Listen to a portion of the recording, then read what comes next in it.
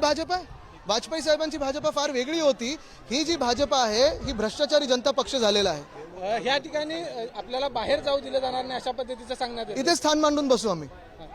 एका बाजूला हा संपूर्ण मोर्चा निघतोय महाविकास आघाडीचा, म्हणून हे सगळं केलं, जाणून बुजून केलं असं वाटतं. भाजप आम्हाला घाबरते, मला घाबरते आणि म्हणून हे सगळं चाललेलं आहे. तर हा मोर्चाचे सगळे कार्यकर्ते तुमचे देखील आता इथं येऊन पोहोचलेले आहेत. शिवसैनिक येणार आहेत.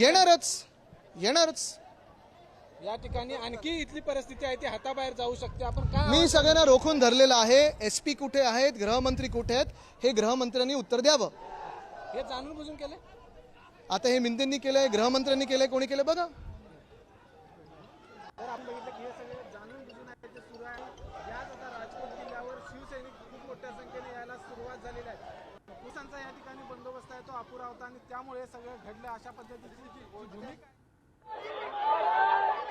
महाराष्ट्रात काही घडलं तर आहे ना देवेंद्र फडणवीस जबाबदार असतील.